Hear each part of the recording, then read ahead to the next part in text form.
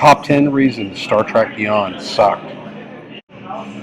Number 10, baggage from 2009 Star Trek. I had a lot of problems with the 2009 reboot of Star Trek, from a very emotional Spock having an affair with Uhura, to a flunky cadet, Kirk, being promoted to first officer and then to captain in a hurry.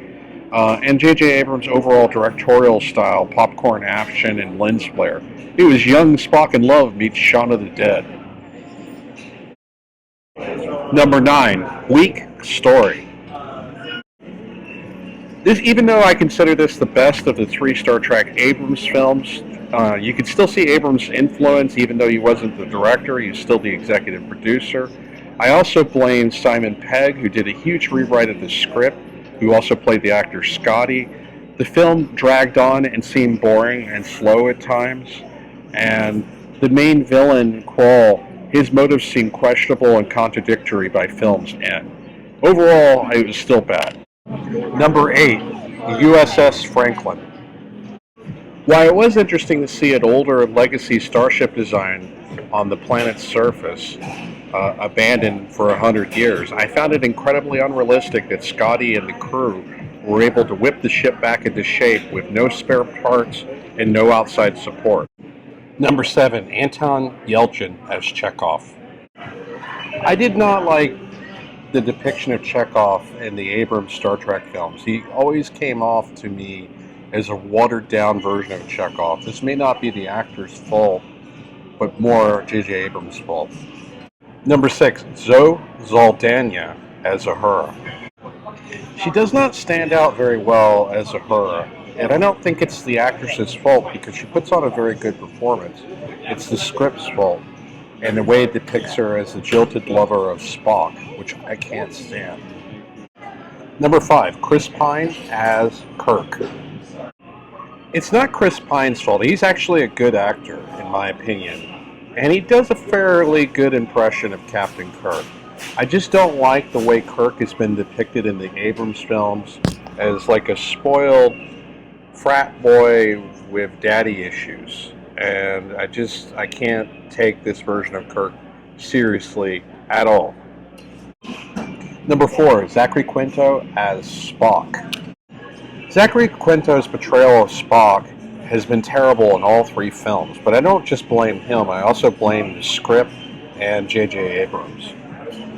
It's terrible. It's basically young Spock in Love meets Shaun of the Dead, and he's the jilted lover of her, and her is the jilted lover of him, and he just comes off as a grown man throwing temper tantrums. He is no Leonard Nimoy. I know Leonard Nimoy gave him his endorsement, but I was a big fan of the Spock character, and nobody, in my opinion, can replace Leonard Nimoy. He was the best version of Spock.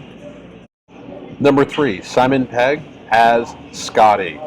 Simon Pegg's portrayal of Scotty in all 3 Abrams films has been terrible, to say the least. And it's not just because of the writing. He is a comic actor, and he portrays Scotty as almost a comic parody of himself. He is better off sticking to comedy films and staying away from serious drama. Number 2, weak villain, Krall. Idris Elba, who portrays the main villain in this film, Krall, it's not that his performance is particularly bad, it's just that there's weak character development and weak motivation for the character.